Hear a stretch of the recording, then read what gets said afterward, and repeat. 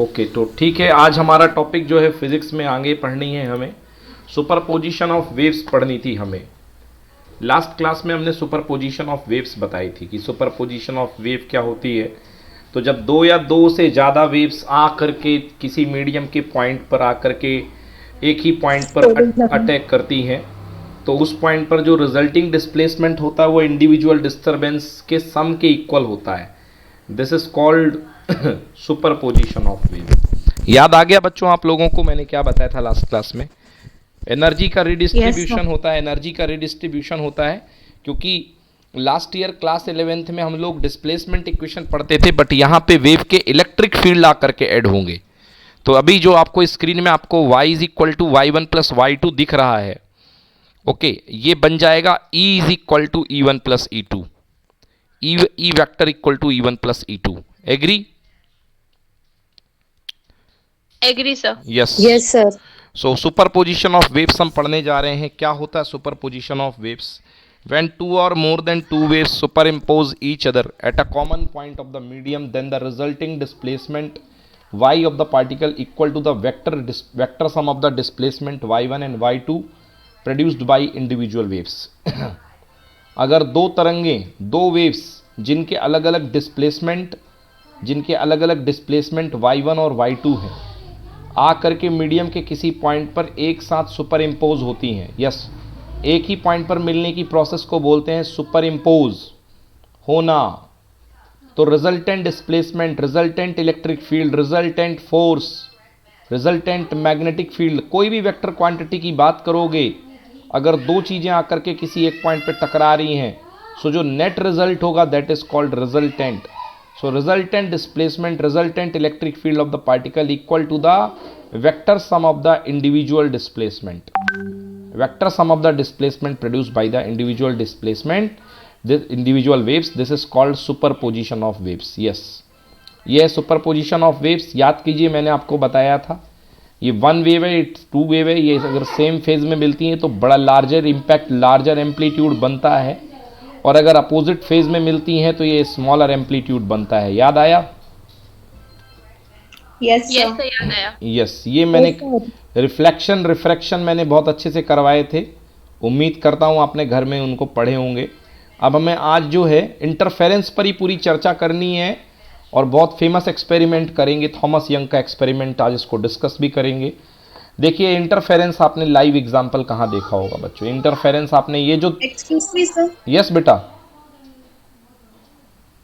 Yes बोलिए। Sir आपकी आवाज बहुत लैग मार रही है बीच में। आप बेटा, यस सर, आवाज कट रही है। श्रुति आपको भी कट रही है आवाज? यस सर, अभी बीच में बहुत कटी थी सर आवाज। यस सर, हम लोग एक बार फिर से ज्वाइन हो जाओ, एक बार फिर से आप लोग डिस्कनेक्ट होके ज्वाइन हो जाओ,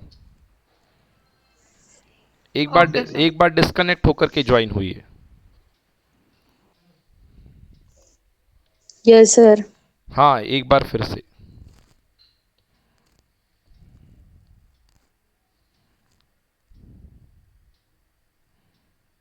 ओके,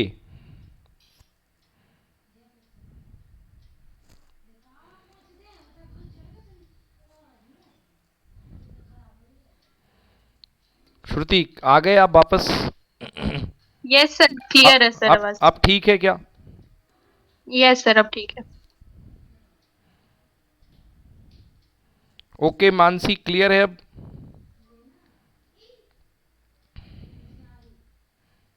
यस सर, क्लियर है। ओके,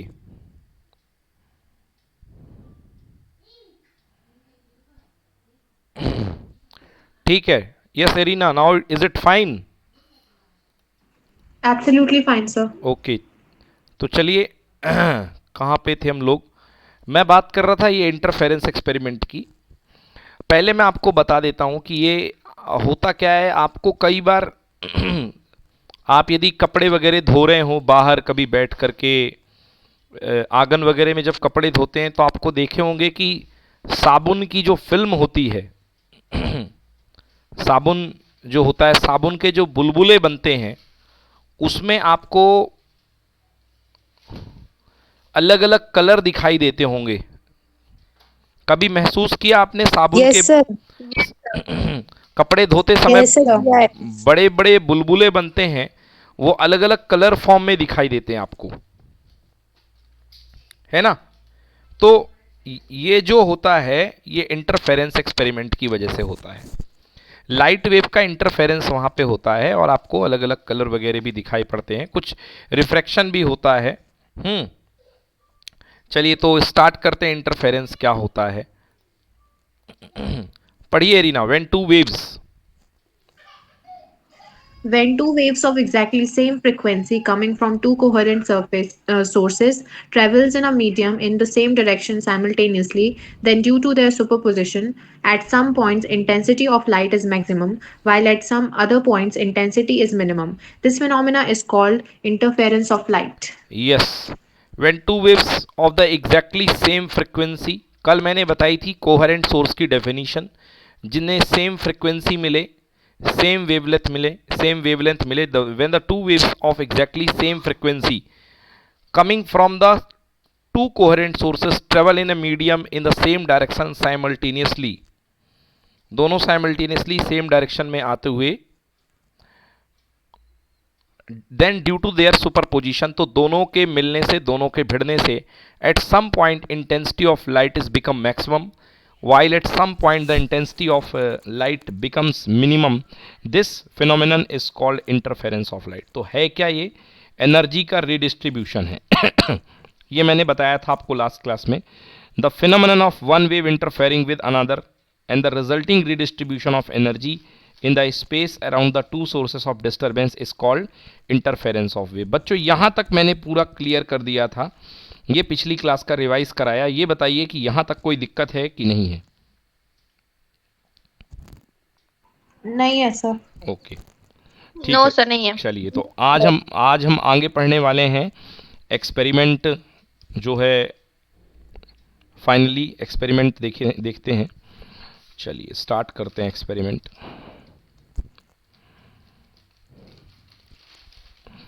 ओके बच्चों, हेडिंग डालिए कॉपी में, theory of interference of waves.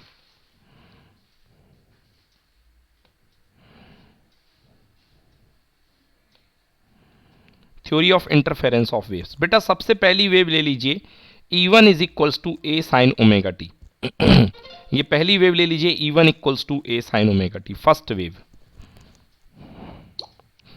Okay, second wave E2 equals to B sine omega T plus 5। E2 equals to B sine omega T plus 5। दो wave आपने ले ली है। First wave E1 equals to A sine omega T and second wave है E2 equals to B sine omega T plus 5। तो मैंने दोनों wave आपको अलग अलग दी हैं। एक बात महसूस कीजिए, यहाँ पे मैंने दोनों वेव आपको अलग अलग दी हैं। पहली वेव मैंने दी है E1 equals to A sine omega T and दूसरी इलेक्ट्रिक वेव मैंने आपको दी है that is equal to B sine omega T plus 5। बहुत अच्छे से सीखना, कहीं पर कोई दिक्कत हो तुरंत बोलना। बेटा पहली वेव जो आ रही है, जो पहला इलेक्ट्रिक वेक्टर आ रहा है मे बी ऐसे करते हुए, वो उसका एम्पलीट्यूड कितना दिख रहा है बच्चों? ए दिख रहा है कि नहीं दिख रहा? Yes sir. Sinusoidal Yes, wave है, sir. साइनोसोइडल वेव है, उसका डायनेमिक फेज है ओमेगा टी। डायनेमिक फेज मतलब वो एंगल जो बदलता जाता है समय के साथ। एक बार मैंने आप लोग को याद करो, मैंने बताया था theta is equal to omega T. तो टाइम के साथ साथ ओमेगा स्पीड से आप मूव करोगे तो आपका एंगल बढ़ता जाएगा। तो ये theta is equal to omega T होता है। और प्लस दूसरी वेव जो है बेटा बी, इसका एम्पलीट्यूड है B sine omega T plus 5। 5 क्या बेटा? इनिशियल फेज एंगल, मतलब दूसरी जो वेव है वो पहली वेव के साथ कितने फेज बना के आ रही है? 5 फेज एंगल। बोलो क्लियर हुआ कि नहीं हुआ? Yes sir. Yes, sir. दूसरी वेव जो आ रही है, हाँ बेटा बोलिए। सर एक और बार बता दीजिए हाँ। प्लीज, आपकी आवाज क्लियर नहीं आ रही थी उस टाइम। देखिए बेटा, दो एरिना सॉरी मानसी, यहाँ पर आपको दो वेव दिख रही हैं। दो वेव आपको दिख रही हैं। पहली वेव है E1 और दूसरी वेव है E2। पहली वेव का एम्पलीट्यूड है ए। कैसी वेव इक्वेशन क्या है बेटा? ए साइन ओमेगा टी, है ना? Yes sir. और दूसरी वेव जो है बेटा उसका इक्वेशन है E2 is equal to B sine omega T plus phi. मतलब दोनों वेव में कितने का फेज डिफरेंस है? फाई का। फाई का। हाँ, मतलब E2 वेव जो है E1 से कितने आगे चल रही है? फाई आगे चल रही है। क्लियर हुआ इतना बात? यस सर क्लियर है। बस इतनी बात मैंने करी है। अब आइए हम क्या करते हैं, देखिए ये लिखा हुआ है the waves the waves with the same speed, same wavelength, same frequency, same time period and nearly equal amplitude traveling in the same direction with constant phase difference phi। इस लाइन का मतलब ये है बच्चों कि ये दोनों जो वेव्स हैं इनकी फ्रिक्वेंसी सेम है, ये फ्रिक्वेंसी सेम है, इनके वेवलेंथ सेम है, इनकी स्पीड सेम है, इनके एम्पलीट्यूड नियरली इक्वल हैं, इनके टाइम पीरियड सेम है। ओके, इनके टाइम पीरियड सेम है and travelling in same direction और फेज डिफरेंस कांस्टेंट है। ये सारी की सारी रिक्वायरमेंट मैंने कल आपको पढ़ाई थी। ये सारी की सारी रिक्वायरमेंट किसको पूरा करती हैं? ये सारी की सारी रिक्वायरमेंट कोहेरेंट सोर्स को पूरा करती हैं। मतलब ये दोनों वेव जो हैं ये कोहेरेंट सोर्स से निकल रही हैं। बोलो आया समझ में कि नहीं आया? यस सर आ गया। कोहेरेंट Yes, sir, सोर्स आगे। मतलब सेम फ्रिक्वेंसी, सेम वेवलेंथ, ठीक है ना, nearly same amplitude, nearly same phase angle, constant phase angle, तभी तो ये आपस में लड़ पाएंगी। नहीं तो एक दूसरे को देख के भाग जाएगी, लड़ेगी ही नहीं। तो हमको दोनों वेव्स को लड़ाना है, तो हमने उनके लड़ने की रिक्वायरमेंट क्या पूरी कर दी? हमने दोनों वेव्स को कोहेरेंट सोर्स से प्रोड्यूस मान लिया। अब आइए दोनों लड़ेंगी, देखते हैं कैसे लड़ती हैं दोनों वेव्स। चलिए ये देखिए ये पहली वेव है। Then according to the principle of superposition the magnitude of the resultant displacement of the wave कितना होगा बेटा? E equals to E1 plus E2। तो लिखने वाली बात क्या बच्चों कॉपी में आपके, जल्दी से लिखिए। पहला इक्वेशन ये लिखिए, E1 equals to A sine omega T, E2 equals to B sine omega T plus five लिखिए। ओके लिख लिया। Yes sir. And E Yes, equals sir, to लिखिए। E1 plus E2, E equals to E1 plus E2। दोनों को amplitude भिड़ाइए बेटा, दोनों का एम्पलीट्यूड भिड़ाइए। E equals to E1 plus E2। चलिए मैं करता हूं साथ में आपके। सो क्या है? E equals to E1 plus E2। Yes, so net electric field E1 क्या है Mansi? A sine omega T. E2 क्या है Mansi? Yes, A sir. Sine omega B T sin plus five. Fine. चलिए कैसे ओपन करेंगे बेटा? मैथमेटिक्स Yes, आ रही है sir. इसलिए मैंने खुद से करना सही लग समझा। ए बेटा साइन A प्लस बी का फॉर्मूला हुआ करता है। क्या फॉर्मूला होता है? साइन A कॉस बी, तो sine omega T cos five plus cos omega T sine five. ये होता है formula sine A plus B का, sine A cos B plus cos A sine B. बोलो क्लियर हुआ कि नहीं हुआ? Clear, sir. सर हाँ बोलिए। सर एक बार सर और E2 में सर B होगा ना सर? व्हाट बेटा? ये sorry, thank you so much बेटा। बी, एग्जैक्टली बी, हाँ ये बी है। चलिए A sine omega T plus open कर दूं बेटा इसको, B sine omega T cos five plus B cos omega T sine five. बोलो यहाँ तक क्लियर है सभी को? Yes sir clear. Yes sir. Clear. Okay sir हाँ बेटा एक्सक्यूज मी सर। बोलिए। Sir sine A plus B का फॉर्मूला है ना ये? हाँ ये Sin A plus B। Sine a plus b के फॉर्मूले से सर, ये A- ओपन हुआ है। ये साइन ए प्लस बी के फॉर्मूले से ओपन हुआ है। Sign a cos sir, B इसमें A प्लस है। ए की जगह ये है, बी की जगह ये है। Okay sir. तो साइन ए प्लस बी का फॉर्मूले से ये ओपन हुआ है। आप लिख लो अगर आपको लिखना हो तो। साइन ए प्लस बी का फॉर्मूला मैं आपको लिखा देता हूँ, ठीक ना। साइन ए प्लस बी का फॉर्मूला आप लिख सकते हैं। मैं यहाँ पे बना देता हूँ जगह, ये यहाँ पे लिख देता हूँ मैं। तो साइन ए प्लस बी का फॉर्मूला होता है साइन पहला एंगल, कॉस का दूसरा एंगल, प्लस कॉस का पहला एंगल और साइन का दूसरा एंगल। तो देख लीजिए sign a cos B plus cos a sine B. अब क्लियर है?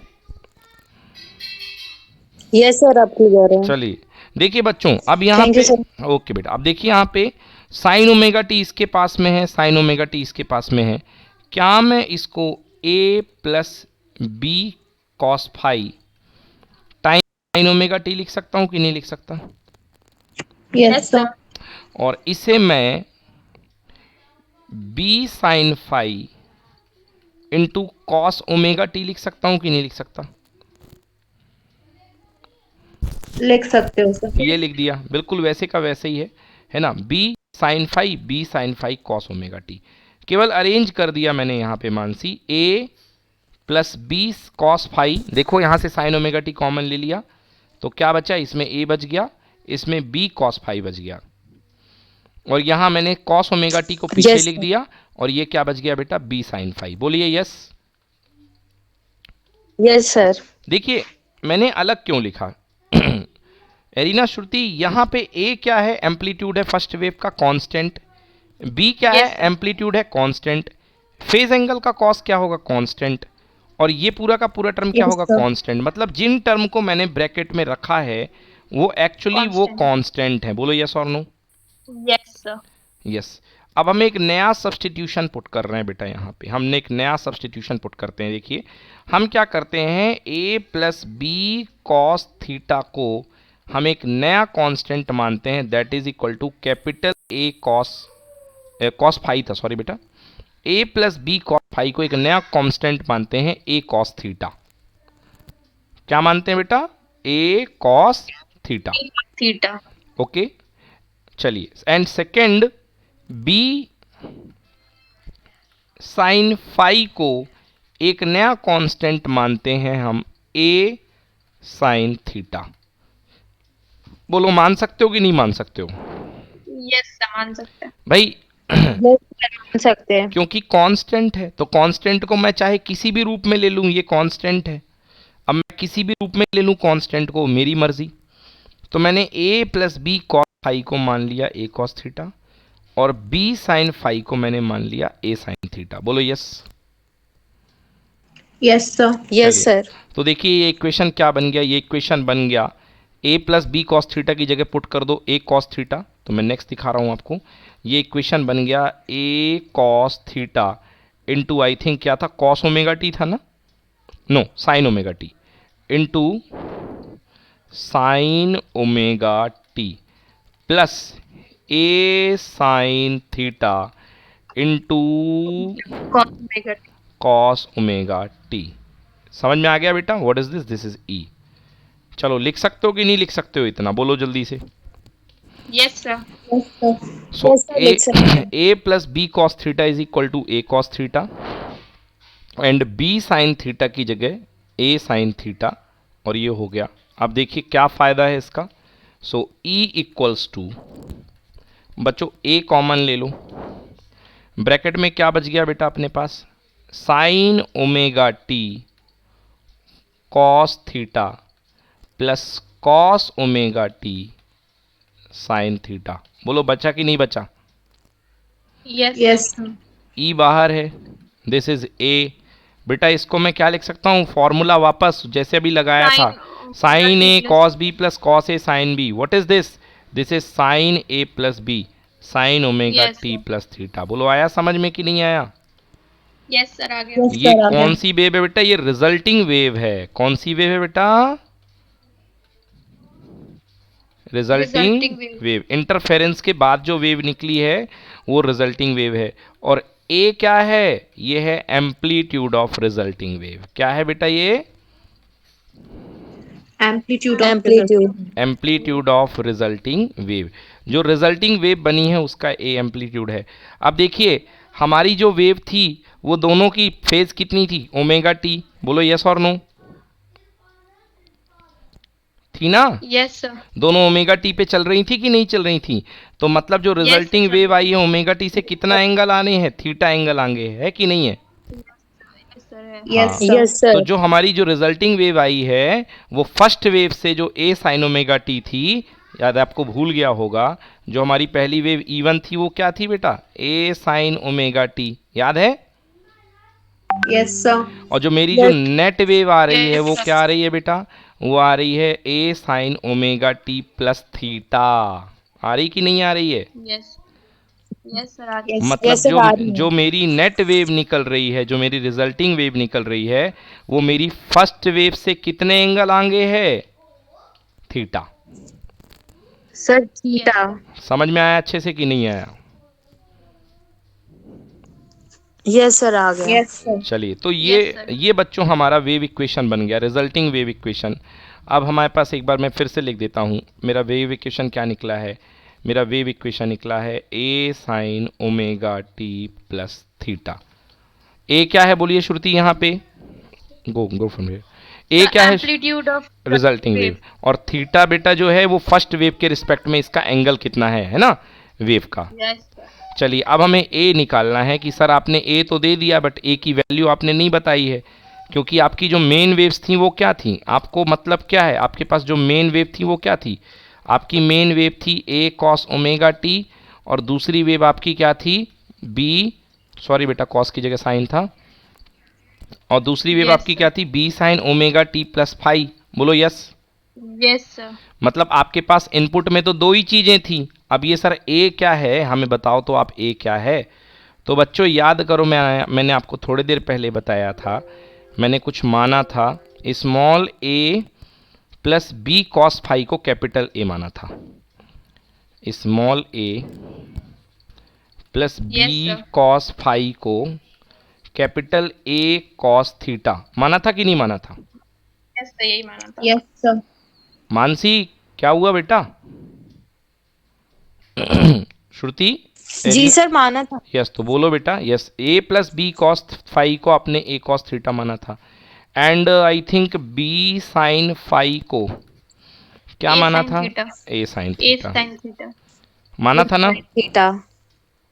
Yes sir. Yes. Yes Yes, sir. sir. हाँ, हमें क्या निकालना है? ए, क्योंकि ए अननोन है ना। देखो हमको पता क्या क्या है, हमको ए स्मॉल ए पता है, हमको स्मॉल बी पता है, हमको फाई पता है, बट कैपिटल ए आपने अपने मन से मान लिया है।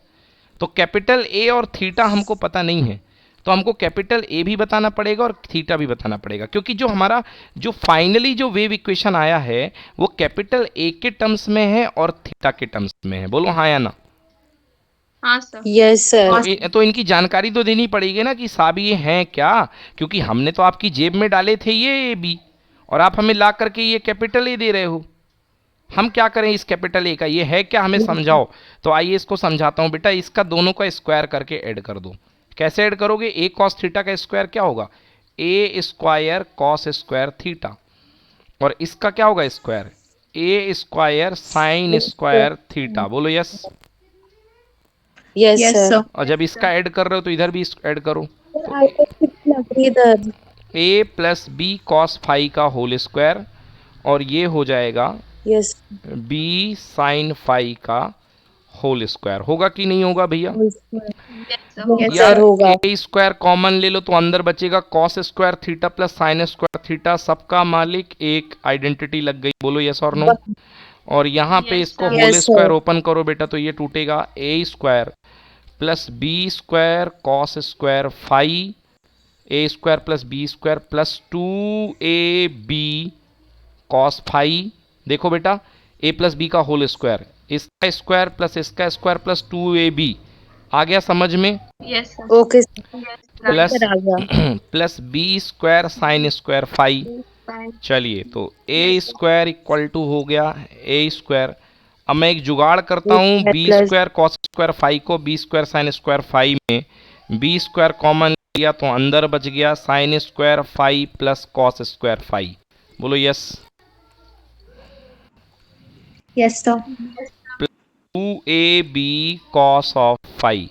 फिर से आइडेंटिटी लग गई यहाँ पे, इसकी वैल्यू कितनी हो गई? 1। तो कैपिटल ए का square equal to A square plus b square plus 2ab cos of phi. आया समझ में कि नहीं आया? यस सर आ गया। तो ये आ गया बेटा ए का स्क्वायर। कितना आ गया? A square equal to A square plus b square plus 2ab cos phi. Clear है? क्लियर है सर। हाँ, क्या आया मेरे पास? A square equal to small a square plus small b square plus 2ab cos of phi. तो मेरे को ये भी पता है ये क्या है, मुझे ये भी पता है, मुझे ये भी पता है, ये भी पता है, ये भी पता है, सब कुछ पता है। तो अब ये अननोन से बन चुका है नोन, अज्ञात से ये मेरे काम का बन चुका है ज्ञात। Unknown to known, a square a equal to under root a square plus b square plus 2ab cos phi. बोलो समझ में आया कि नहीं आया? एम्पलीट्यूड मिल गया मुझे किसका? रिजल्टिंग वेव का amplitude. So what is this? This is amplitude of resulting wave. बोलो समझ में आया? Yes, sir. Yes, sir. ये है amplitude of resulting wave. Mansi, last call आपके लिए, कहीं पर पूछना है तो पूछिए। Okay, a square plus b square plus 2ab cos phi, ये है amplitude of the resulting wave. अब मुझे क्या निकालना है? थीटा निकालना है। थीटा भी तो नई चिड़िया मान ली थी अपन ने, थीटा भी निकल जाएगा। चलिए कोई प्रॉब्लम वाली बात नहीं है, थीटा भी आ जाएगा। कैसे आएगा देखिए, हमने क्या माना था? हमने माना था बी साइन फाई को माना था हमने ए साइन थीटा। बोलो माना था कि नहीं माना था? Yes, sir. Yes, माना sir. था। And a plus B cos phi को हमने माना था a cos theta. Agree?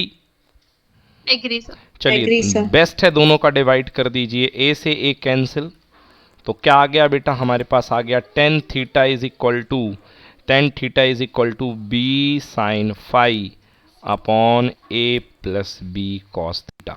Oh sorry, phi, a plus B cos phi.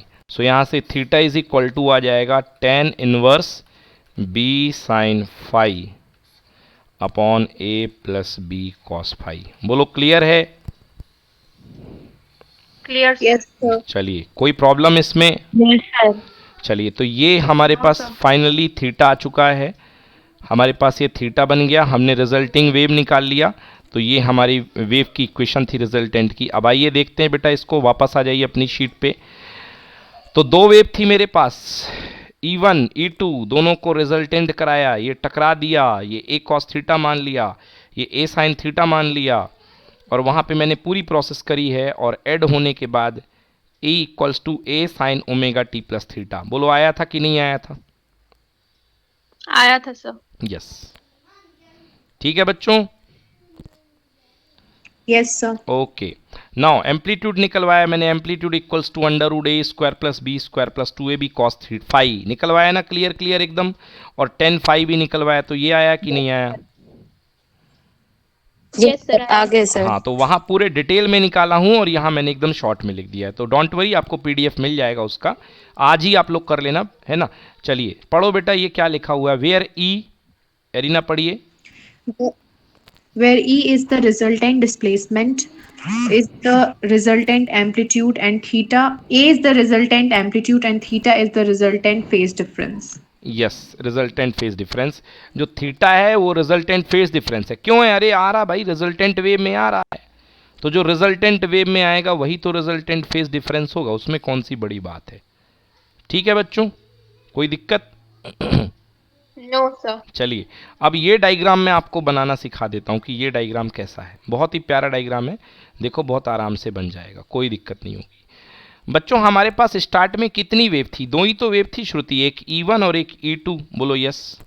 Yes sir. हाँ, E1 का फॉर्मूला क्या था बेटा? ए साइन ओमेगा टी, और E2 का फॉर्मूला क्या था? B sine omega T plus five. मतलब बेटा अगर मैं E1 के एम्पलीट्यूड ए को इस तरफ ड्रॉ कर लूँ, तो E1 और E2 के बीच में जो एक्चुअल एंगल है वो कितने का है? फाई का ही तो है। Yes sir. हाँ, तो ये E1 जा रहा था और मैंने मान लिया फाई एंगल पे ये मेरी वेव जा रही है जिसका एम्पलीट्यूड है बी। बोलो यस। Yes sir. ये देखो, तो देखो दो वेव है आपके पास, ये ए वाली और ये बी वाली। बोलो यस। Yes sir. और ये इन दोनों के बीच का एंगल कितना दिख रहा? फाई दिख रहा कि नहीं दिख रहा? फाई। यस सर, दिख रहा है। अब बेटा दोनों वेव का जो मैंने एम्पलीट्यूड निकाला था, जो रिजल्टेंट निकला था ए और बी वाली वेव का, वो कितना निकला था? Capital A. बोलो यस। Yes sir. तो दोनों वेव का जो एम्पलीट्यूड निकला था वो निकला था कैपिटल ए। निकला था ना? यस सर, निकला था। हाँ, और ये जो कैपिटल ए का जो एम्पलीट्यूड का जो एंगल निकला था वो थीटा निकला था। Yes sir. मतलब कैपिटल ए जो है वो बेस वेक्टर के साथ कितना एंगल बना रहा है? Theta. Agree? Yes, agree sir. Okay, ये हो गया थीटा। ये थीटा एंगल बना रहा है, ठीक ना, ए। Yes sir.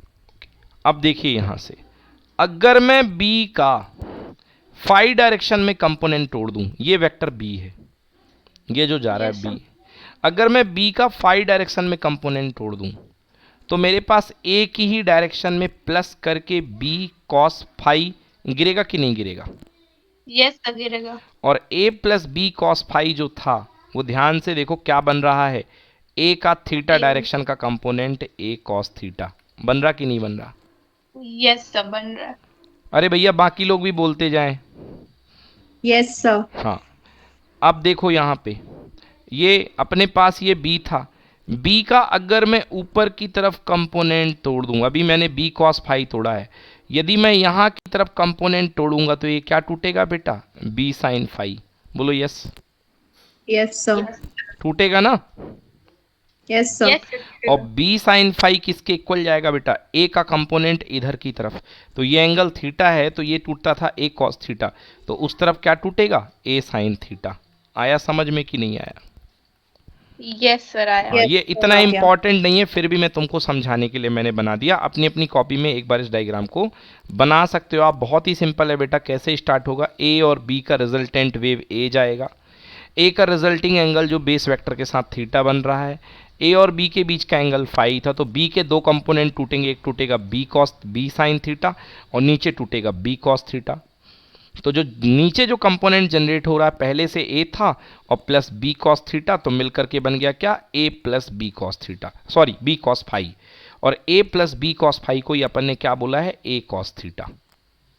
और ऊपर की तरफ कौन है? B sine phi. B sine phi को ही अपन ने क्या बोला था? A sine theta. बोलो ठीक है?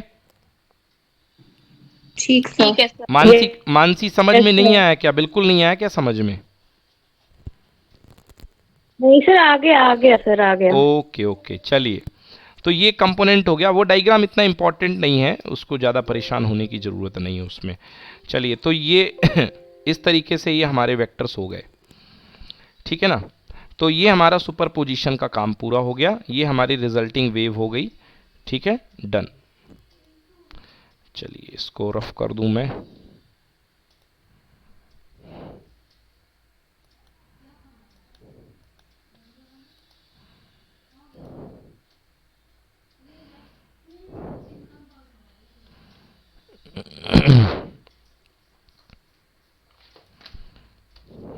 चलिए देखते जाइए, यहाँ तक मैंने पूरा करा दिया। यस, इसके बाद ये इस तरीके से हो गया। ओके, ए की वैल्यू निकल गई है, ए की वैल्यू आ चुकी है। A is equal to under a square plus b square plus 2ab cos phi. बोलिए क्लियर है यहाँ तक बच्चों? Yes sir clear. ओके ठीक है। Yes, sir. अब देखिए Yes, नेक्स्ट sir. नेक्स्ट बच्चों, इंटेंसिटी मैंने पढ़ाया था, इंटेंसिटी प्रोपोर्शनल टू ए का स्क्वायर, याद आया आपको? इंटेंसिटी Yes, हमेशा याद। एम्पलीट्यूड के प्रोपोर्शनल होती है। तो अगर क्वेश्चन इंटेंसिटी में लेकर के आएगा तो कुछ नहीं, इसका स्क्वायर कर दो बच्चों, तो I is equal to A square plus b square plus 2ab cos phi. Clear है? क्लियर है सर। यस, तो I is equal to A square plus b square plus 2ab cos phi. फिर से एक बार मैं आ जाता हूँ अपनी राइटिंग पे। देखिए हमने क्या निकाला है बच्चों? हमने निकाला है एम्पलीट्यूड, और एम्पलीट्यूड इज इक्वल्स टू निकला है हमारे पास पहली वेव के मैग्नीट्यूड का square, result a square plus b square plus 2ab cos of phi. So मुझे चाहिए intensity is proportional to A square, amplitude का स्क्वायर, तो आई इज प्रोपोर्शनल टू, बेटा इसका स्क्वायर कर दो तो क्या आ जाएगा? ए स्क्वायर, रूट हट जाएगा ना स्क्वायर से, plus b square plus 2ab cos phi. बोलो क्लियर है बच्चों? Yes, sir. Yes sir, clear है। ओके चलिए अब पढ़ते हैं अपन बच्चों condition of interference. Condition of interference बढ़िया डिटेल में यही समझिएगा बहुत प्यार से। कंडीशन ऑफ इंटरफेरेंस, सबसे पहले मैं बताता हूं आपको कंस्ट्रक्टिव इंटरफेरेंस। कंस्ट्रक्टिव इंटरफेरेंस आपको याद होगा, मैंने कहा था कंस्ट्रक्टिव इंटरफेरेंस ये होता है जब दोनों वेव्स के बीच में किस तरीके का इंटरफेरेंस हो। ये वेव यहाँ से चली, दूसरी भी यहाँ से चल गई थी, तो रिजल्टिंग इंटेंसिटी इंक्रीज हो गई थी। याद है बच्चों? सर याद है। Yes, sir. याद है। रिजल्टिंग एम्पलीट्यूड बढ़ जाएगा, एम्पलीट्यूड बढ़ेगा तो इंटेंसिटी बढ़ेगी ही बढ़ेगी ना, I proportional to A square. हम एम्पलीट्यूड पे बात करेंगे, इंटेंसिटी तो हम खींच करके घर से निकाल के ले आएंगे। तो देखिए यहाँ पे ये वेव ए है, ये वेव बी है, और दोनों सेम फेज में अटैक कर गई।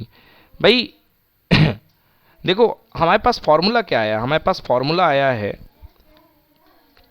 इंटेंसिटी एम्पलीट्यूड का, a is equal to under root a square plus b square plus 2ab cos phi. बोलो यस और नो।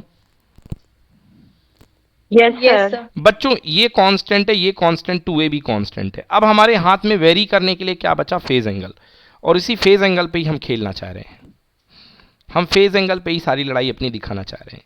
तो आप बताइए कि कॉस फाई की मैक्सिमम वैल्यू क्या होती है बच्चों, बताओ। 1 यस सर। भैया कॉस फाई की यस सर। कॉस फाई की मैक्सिमम वैल्यू होती है 1। 1 होती। तो जिस समय आप कॉस फाई को मैक्सिमम कर दोगे उस समय ये मैक्सिमम आ जाएगा। तो ए मैक्सिमम करने के लिए आपको कॉस फाई को 1 पुट करना चाहिए। तो आप यहाँ पे क्या पुट करेंगे, a square plus b square plus 2ab और मल्टीप्लाइड बाई 1। बोलो हाँ। Yes sir. Yes sir. तो ये क्या बन गया, ये तो फॉर्मूला बन गया जो हम लोग बचपन में पढ़ के आए आंगनबाड़ी में, a प्लस बी का होल स्क्वायर। तो ये क्या निकल गया सर, आपके a पास, plus a max equal to a plus b, क्योंकि स्क्वायर से रूट कैंसिल हो गया। ये मतलब मैक्सिमम एम्पलीट्यूड जो होता है यस वो दोनों इंडिविजुअल वेव के अलग अलग सम के इक्वल होता है। बोलो आया समझ में कि नहीं आया। Yes sir. आ गया सर। हाँ, a max Yes, equal sir. To Yes, sir. A plus b, ये मैक्सिमम एम्पलीट्यूड निकलेगा, दोनों वेव जुड़ जाएंगी। समझ गए ना, दोनों वेव का एम्पलीट्यूड जुड़ जाएगा A Yes, plus sir. B। अच्छा ये कब हुआ, ये कब हुआ, ये तब हुआ जब cos Sir, फाई जब इक्वल टू +1 हुआ। बोलो हाँ। Yes sir. cos phi equal to 1 कब होता है, cos फाई इक्वल टू 1 जो होता है बेटा मैथमेटिक्स में फाई इक्वल टू 0 डिग्री पे होता है। बोलो यस। Yes sir. और फिर उसके बाद 2 पाई पे भी होता है, मैथ्स वाले जानते होंगे। फिर 4 पाई पे भी होता Yes, है, sir. और फिर 6 पाई पे भी होता है। यदि भूल गए हो तो दौड़ा दो सांप। cos 0 पे 1, 1 के बाद देखो सबसे पहले 0 डिग्री, 0 के बाद 90, 180, 180 के बाद 270, और 270 के बाद फिर से कितने पे, 360। अच्छा सर। 360 पे 1 मतलब 360 कि पे ये क्या होता है बेटा 2 पाई। ये क्या होता है यहाँ तक 360 को अपन बोलते हैं 2 pi. Yes sir. 2 yes sir. 2 pi के बाद फिर से देखो फिर आएगा यहाँ पे 1। ये क्या एंगल होता है बेटा 4 पाई। 4 पाई के बाद फिर से यहाँ पे आएगा 1। ये एंगल क्या होता है बेटा 6 पाई। बोलो यस। मतलब यस सर। मतलब cos की वैल्यू 1 कहाँ कहाँ पे मिल रही है, 0 पे मिल रही है, 2 पाई पे मिल रही है, 4 पाई पे मिल रही है, 6 पाई पे मिल रही है। तो इन शॉर्ट यदि मैं इन सबको लिखूं तो ये हैं क्या, ये सारे पाई के इवन मल्टीपल हैं। तो क्या मैं इनको 2n पाई नहीं लिख सकता हूँ, लिख सकते हैं ये सर। सारे 2 पाई के इवन मल्टीपल हैं। देख लो 0 पाई, 2 पाई, 4 पाई, 6 पाई, 8 पाई। तो बेटा पाई के इवन, मैथ्स में इवन को 2n बोला जाता है। तो 2n पाई हुआ कि नहीं हुआ, बोलो हाँ या ना। Yes sir. हाँ, तो मतलब कंस्ट्रक्टिव इंटरफेरेंस के लिए फाई इक्वल टू कितना होना चाहिए, 2n पाई। बोलो यस और नो। Yes sir. हाँ, मतलब फेज Yes, sir. मतलब दो वेव के बीच में जो फेज डिफरेंस होना चाहिए वो कितना होना चाहिए, 2n पाई का, है ना। चाहे 0 का हो, n क्या है, n is the integer, n क्या है यहाँ पे इंटीजर। तो 0 का हो, 2 पाई का हो, 4 पाई का हो, 6 पाई का हो, 5 पाई 8 पाई का हो, इतने का फेज डिफरेंस होना चाहिए। आइए देख लेते हैं। मान लीजिए ये पहली वेव है आपकी, ये जा रही है। चलो ये वेव जा रही है, ठीक है बेटा, हाँ या ना।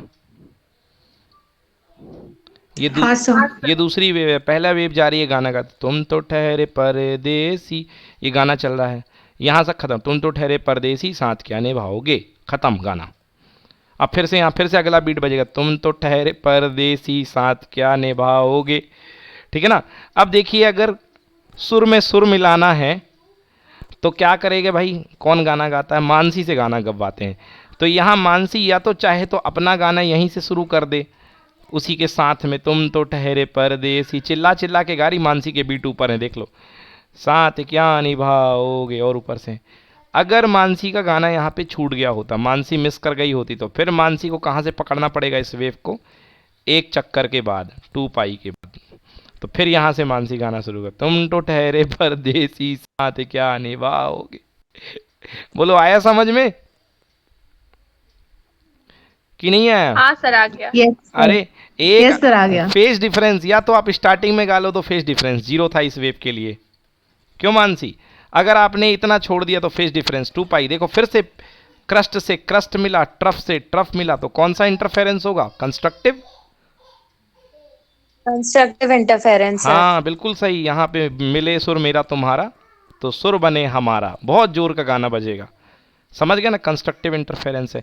चलो एक चक्कर छूट गया, 2 चक्कर छूट गया, फिर कितने का फेज डिफरेंस मिलाना पड़ेगा? 4 पाई। 2 पाई यहाँ, 2 पाई यहाँ, फिर से तुम तो ठहरे परदेसी। अब श्रुति गाना गा रही है।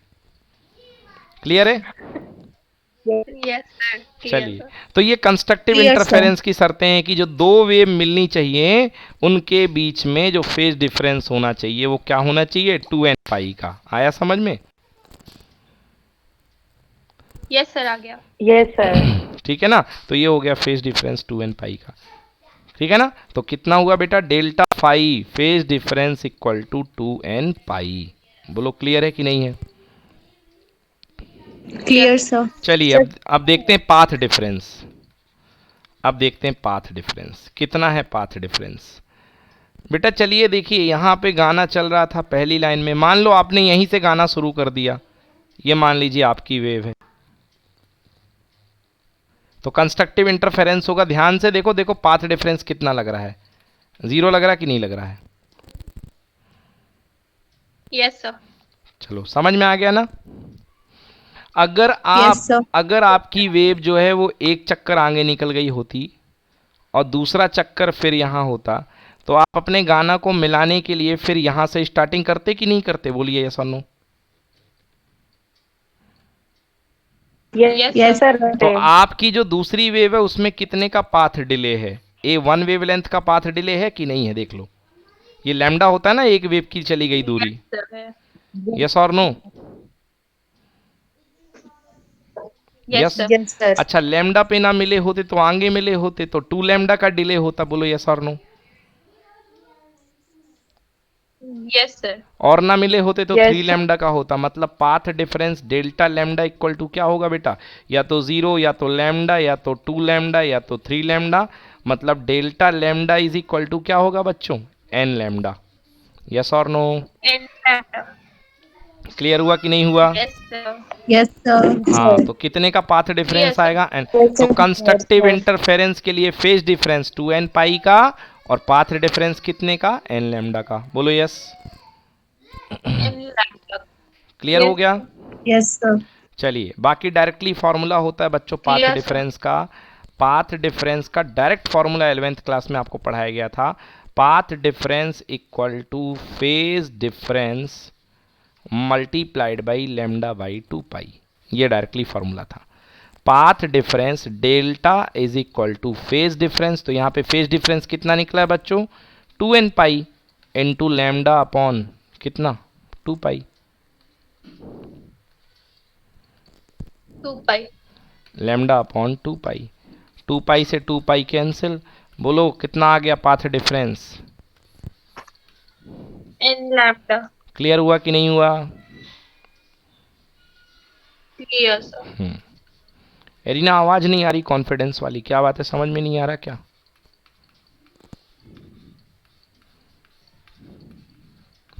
एरिना खेले मीटिंग में है बच्चे? Yes, sir. आया समझ में नहीं आया? हाँ सर, मैं आया समझ में सर नहीं मुझे आया? अभी आपकी आवाज ही नहीं आ रही थी बिल्कुल। ओके, अभी क्लियर है? हाँ सर, आ तो क्या समझ में देख तो लिया। पाथ हाँ सर, डिफरेंस clear इक्वल है। Phase difference multiplied by lambda by 2 pi. So 2n pi अपना फेज डिफरेंस आया था, multiplied by lambda by 2 pi कर दिया, तो पाथ डिफरेंस कितना आ गया? n lambda. बोलो yes. And lambda. Yes, sir. n lambda को अपन 2n इंटू लैम्डा बाई 2 भी तो लिख सकते हैं, क्योंकि 2 से 2 कैंसिल। हाँ सर, क्लियर हो गया? मतलब clear sir. कंस्ट्रक्टिव इंटरफेरेंस के लिए जो पाथ डिफरेंस होना चाहिए वो लैम्डा बाई 2 का इवन मल्टीपल। लैम्डा बाई 2 का इवन मल्टीपल। Even multiple. समझ में आया ना? Yes, sir. यस तो देखिए क्या क्या सीखा हम लोगों ने।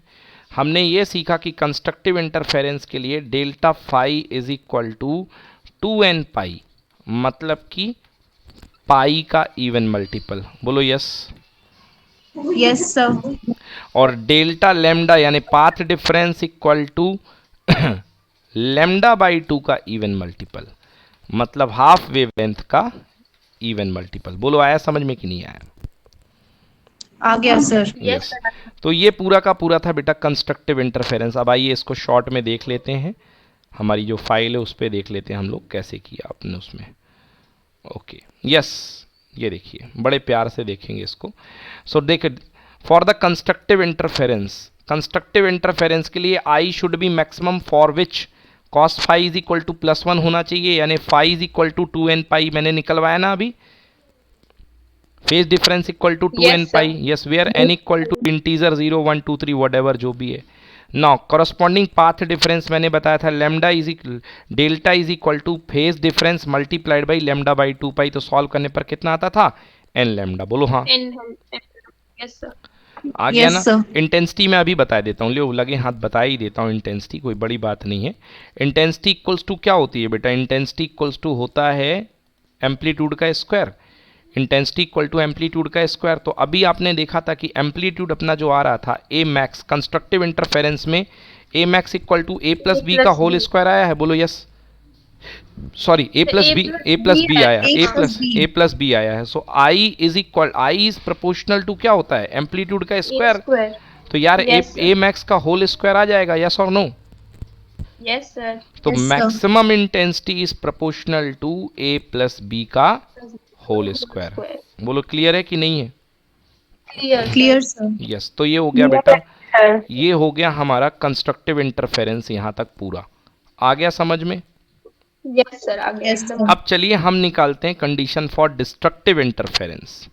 अगर आपको कंस्ट्रक्टिव थोड़ा सा नहीं समझ में आया तो डिस्ट्रक्टिव में बड़े आराम से समझ में आ जाएगा। अगर कुछ थोड़ा बहुत छूट वूट गया तो देख लेना, डिस्ट्रक्टिव में आ जाएगा। चलिए कंडीशन फॉर डिस्ट्रक्टिव इंटरफेरेंस निकालते हैं। सारी आग किसने लगाई थी? एम्पलीट्यूड ने। Amplitude is equal to A square plus b square plus 2ab cos phi. Mansi सुन रहे हो बेटा? अब यदि देखिए कॉस फाई की मिनिमम वैल्यू मुझे चाहिए। कॉस फाई की मिनिमम वैल्यू बताओ मैथ्स वाले बच्चों, कॉस फाई की मिनिमम वैल्यू कितनी? -1। मतलब अगर अब इस एम्पलीट्यूड को आप कम करना चाहते हो तो कॉस फाई से ही भरोसा, और यहाँ पे आप -1 रख दोगे। तो चलिए इस समय देखिए मिनिमम एम्पलीट्यूड क्या आ जाएगा बेटा? ये आ जाएगा a square plus b square plus 2ab और -1, क्योंकि कॉस फाई की मिनिमम वैल्यू -1 होती है। तो ये हो गया a minimum is equal to under root a square plus b square -2ab। बोलो यस कि नो? Yes sir. यानी a minimum equals to under root a minus b का होल स्क्वायर। स्क्वायर हटेगा, रूट हट जाएगा स्क्वायर लगने से, मतलब मिनिमम एम्पलीट्यूड इक्वल टू कितना आ गया बच्चों? ए माइनस बी। तो ये आ गया मिनिमम एम्पलीट्यूड। मतलब जब डिस्ट्रक्टिव इंटरफेरेंस होगा और आपकी एक वेव ए धारण किए हुए है और एक वेव आपकी बी का एम्पलीट्यूड रखी हुई है। देखो ये वेव ए रखी है, ये वेव बी रखी है, तो दोनों के लड़ने के बाद, धूम धड़ाम होने के बाद जो रिजल्टिंग वेव बनेगी, नए कलर से बनाते हैं इसको, तो जो रिजल्टिंग वेव बनेगी उसका जो मैग्नीट्यूड मिलेगा वो क्या होगा? a minus b. ये बड़ा एम्पलीट्यूड में से छोटा माइनस हो गया तो रिजल्टिंग वेव का मैग्नीट्यूड कम हो जाएगा। बताओ बच्चों कम हो रहा है कि बढ़ रहा है? कम हो रहा है सर। कम हो रहा है, समझ गए ना? तो यस तो देखिए आपने ये कम कर दिया, इसलिए ये कौन सा इंटरफेरेंस कहलाएगा? डिस्ट्रक्टिव। क्या कहलाएगा बच्चों? Destructive interference. क्लियर है कि नहीं है? बोलो clear sir. Yes Yes, sir. Clear है। ओके तो देखिए इंटेंसिटी निकाल देता हूँ, बाद में तो निकालनी पड़ेगी ही। तो intensity I is proportional to a का स्क्वायर। तो फिलहाल मिनिमम इंटेंसिटी की बात करोगे तो I minimum is proportional to a minimum का स्क्वायर। तो I minimum is proportional to a minimum क्या है बच्चों मेरे? A minus b. Yes sir. आया समझ में कि नहीं आया? यस सर, आ यस गया। सर आ गया। चलो अब रेशियो बना देता हूँ मैक्सिमम टू मिनिमम का। Maximum amplitude a max upon minimum amplitude a min equal to a plus b upon a minus b. होगा कि नहीं होगा? होगा सर। चलिए अब इंटेंसिटी का रेशियो बनाता हूँ। बच्चों आपको पता है कि I proportional to A square, तो I is equal to something constant into a square. बोलो हाँ। Yes sir. होगा ना Arina? Yes, sir. I equal to something constant into a square, so I max equal to क्या होगा? That constant के multiply by a plus B का square. And I minimum क्या होगा? That constant multiply by a minus b का square. यार अभी proportional निकाला था, अभी इक्वल कर दिया ना के लगा करके। बोलो हाँ या ना? Yes, sir. के से के हाँ, कैंसिल sir. कर दो यार, तो मैक्सिमम और मिनिमम रेशियो जो आएगा वो कितना आएगा? ए प्लस बी का square upon a minus b का स्क्वायर। एग्री कि not agree? Agree, sir. Yes तो इसको सजा करके लिख दोगे अगर I max upon I min equal to a plus b upon a minus b का होल स्क्वायर। बोलो clear? Yes sir, clear. Clear, sir. Yes तो ये रहा बेटा हमारा मिनिमम इंटेंसिटी। अब कंडीशन फॉर डिस्ट्रक्टिव इंटरफेरेंस निकालनी थी, तो कंडीशन देख लीजिए। कंडीशन आपने खुद बताई थी कि cos फाई की वैल्यू कितनी चाहिए बच्चों? -1। बोलो yes. Yes, Yes, sir. sir. अब मैथ्स वाले बच्चे जानते हैं कि cos Yes, फाई की sir. वैल्यू -1 कब होती है। दौड़ा दो सांप यार। cos 0 1, 90 पे 0, फिर -1, फिर ये लो -1 यहाँ पे, -1 यहाँ पे। यदि भूलते हो तो 90 0 की टेबल, 90 की टेबल, 90 0 जा 0, 91 जा 90, 92 जा 180, 93 जा 270, 94 जा 360, है ना? 94 तक आ गए थे। 95 जा 450, 96 जा कितना होता है 540। हाँ ये लो। अगर इसी को पाई की फॉर्म में पढ़ना चाहते हो तो और सी ईजी है। पाई बाई 2 जा, ये लो पाई की फॉर्म में। देखो कहाँ से स्टार्ट होती है, यहाँ से। ये लो पहले मार्जिन बना लो। ये 0, ये ऐसा, ये बीच में यहाँ पे आएगा, यहाँ पे आएगा, यहाँ पे आएगा, यहाँ पे आएगा, यहाँ पे आएगा। बहुत सिंपल है। देखो 0 पाई बाई 2 1 जा पाई बाई 2, पाई बाई 2 जा पाई बाई 2 3 जा 3 पाई बाई 2, पाई बाई 2 4 जा 2 पाई। सर जी कैसे? पाई बाई 2 4 जा करो ना, तो देखो ना 2 जाएगा तो 2 पाई। पाई बाई 2 4 जा पे पहुँच गए। 5 जा 5 पाई बाई 2, पाई बाई 2 6 जा 3 पाई, पाई बाई 2 7 जा 7 पाई बाई 2, पाई बाई 2 8 जा 4 पाई। देख लो बच्चों ध्यान से, कहाँ कहाँ पर वैल्यू नेगेटिव मिल रही है? पाई, 3 पाई, आगे 5 पाई।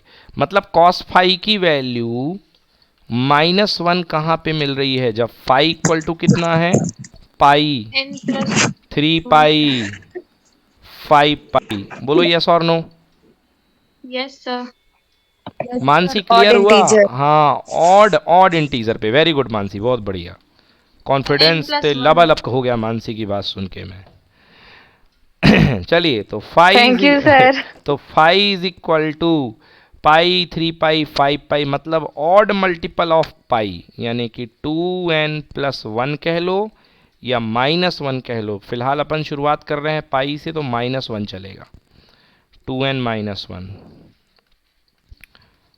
2n-1, n इक्वल टू 0 से स्टार्ट करेंगे। 2n+1, n इक्वल टू 0 से स्टार्ट करेंगे। 2n+1 into pi. बोलो समझ में आया? ऑड पाई का मतलब 2n+1 पाई। Yes, sir. हाँ तो यानी कि 5 इज इक्वल टू 2n+1 पाई। तो बेटा कंस्ट्रक्टिव डिफरेंस के लिए जो फेज एंगल होना चाहिए वो कितना होना चाहिए? Phase difference delta 5 phase difference equal to odd multiple of pi. बोलो यस। Yes, sir. हाँ ऑड मल्टीपल ऑफ पाई ये हो जाएगा। चलिए अब देखते हैं बेटा पाथ डिफरेंस। तो मैंने अभी अभी आपको पाथ डिफरेंस का फॉर्मूला पढ़ाया है। Path difference equal two phase difference multiplied by lambda upon 2 पाई। मुझे कभी नहीं भूलता बच्चों, मालूम क्यों? क्योंकि एंगल को एंगल ही तो कैंसिल करेगा, तभी तो पाथ बचेगा। तो ऊपर लैम्डा धर दो और नीचे इसको कैंसिल करने की जुगाड़ कर दो। तो लियो डेल्टा फाई की वैल्यू कितनी है? 2n plus 1 pi multiplied by lambda upon 2 पाई। पाई से पाई कैंसिल, आंसर कितना? 2n plus 1 lambda by 2। बोलो आ गया path difference? Yes, Yes, sir. हाँ, वहाँ पे देखो लैम्डा बाई 2 का इवन मल्टीपल आ रहा था और यहाँ पे क्या आ रहा है? लैम्डा बाई 2 का ऑड मल्टीपल आ रहा कि नहीं आ रहा? Lambda sir. बाई 2 Yes, का sir. Odd multiple. चलिए, तो बच्चों ये हमारी कंडीशंस बन चुकी हैं, ये हमारी कंडीशंस बन गई हैं।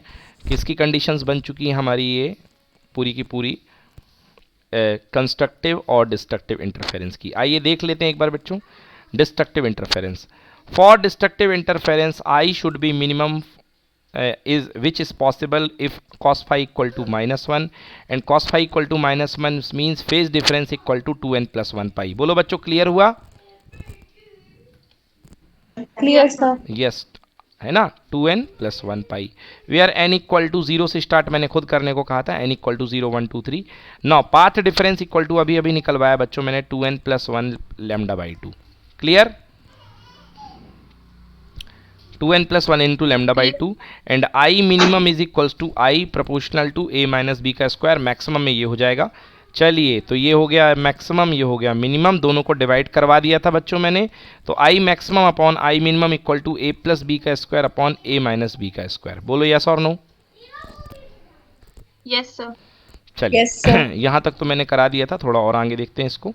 तो मैंने जो आपको इंटेंसिटी का रेशियो निकलवाया था वो क्या निकलवाया था? मैंने बोला था I max is proportional to a plus b का square and I minimum is proportional to a minus b का स्क्वायर। तो बच्चों I max upon I min कितना आ गया था? प्रोपोर्शनल का कांस्टेंट कांस्टेंट कट गया था और ये आ गया था a plus b upon a minus b का होल स्क्वायर। बोलो yes. Yes, sir. Yes, sir. Okay बच्चों देखिए, अगर आप ऊपर से b कॉमन ले लें तो क्या बचेगा? a अपॉन बी प्लस 1 और नीचे से b कॉमन ले लें तो क्या बचेगा? a upon b minus 1। बचेगा कि नहीं बचेगा? Yes, sir. और तो b से b कैंसिल कर दो, b से b कैंसिल कर दिया तो क्या बच गया? I max upon I minimum equal to a plus b plus a upon b plus 1 और a अपॉन बी माइनस 1 का whole square, a upon b plus 1 divided by a upon b minus 1 का whole square. What is this? This is r plus 1 upon r minus 1 का whole square. बेटा ये r क्या होता है? r कहलाता है रेशियो ऑफ एम्पलीट्यूड। तो कई बार आपको डायरेक्टली रेशियो ऑफ एम्पलीट्यूड दे करके इंटेंसिटी का रेशियो बोलेगा। समझ में आया कि नहीं आया? Yes, sir. कई बार आपको रेशियो ऑफ एम्पलीट्यूड दे करके, जैसे एग्जांपल, जैसे मैं लिख देता हूं the ratio of amplitude of two waves are 5:1। क्या है बेटा? 5:1। और आपको बोला गया है कि I maximum upon I minimum निकालो।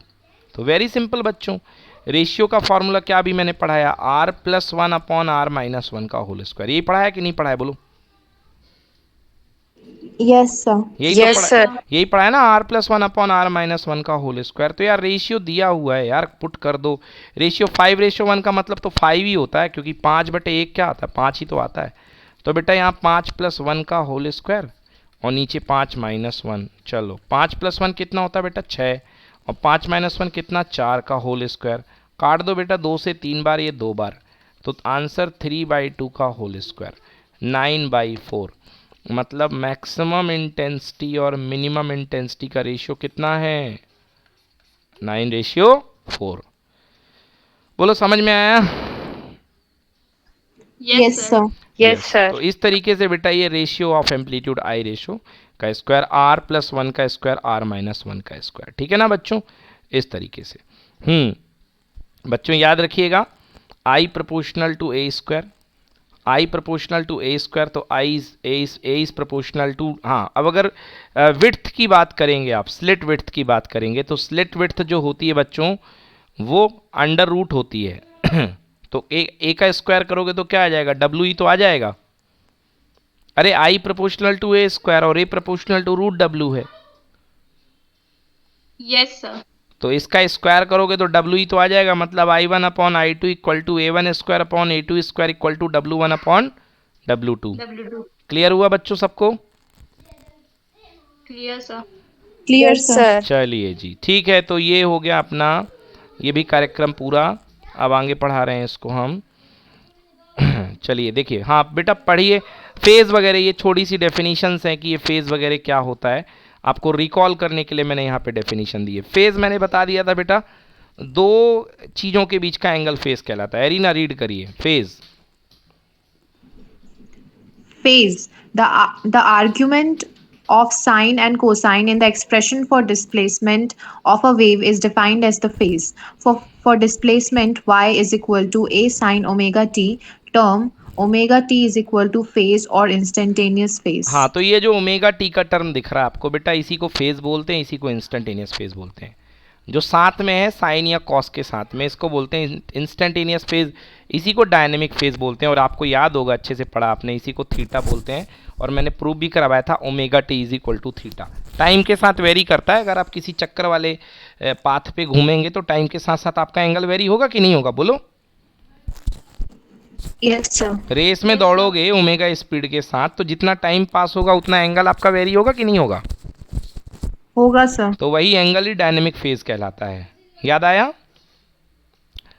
Yes, Yes, sir. sir. चलिए नेक्स्ट है बेटा फेज डिफरेंस। फेज डिफरेंस क्या होता है बेटा, पढ़ो। देखो ये ए साइन ओमेगा टी और दूसरा a sine omega T plus phi है।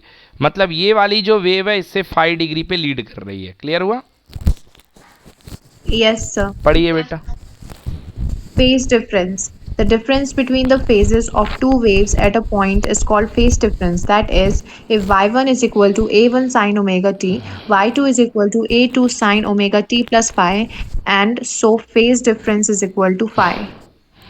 नेक्स्ट पाथ डिफरेंस पढ़िए।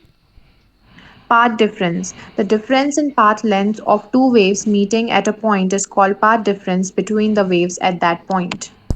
Yes. Time difference. Time difference. Time difference between the waves meeting at a point. Okay, तो टाइम डिफरेंस जो होता है, दो वेव के मिलने का समय जो होता है, किसी पॉइंट पे मिलती हैं उनके बीच का डिफरेंस हुआ करता है। तो न्यूमेरिकल में जो चीज़ें सारी मैं और एक्सप्लेन करूँगा, डोंट वरी, ठीक है ना। अब हमारा आ रहा है यंग्स डबल स्लिट एक्सपेरिमेंट।